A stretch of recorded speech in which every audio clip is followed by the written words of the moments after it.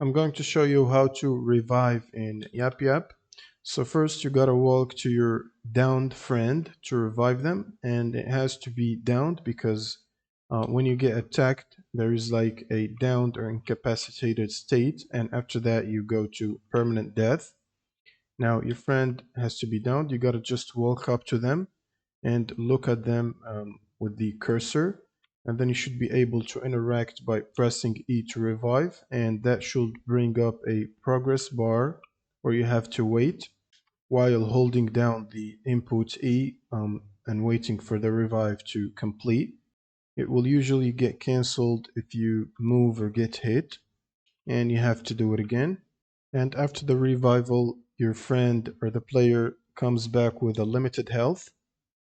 And that's it. Now keep in mind that if the player is fully dead or fell into an insta-death scenario, you won't be able to revive them or bring them back for this run.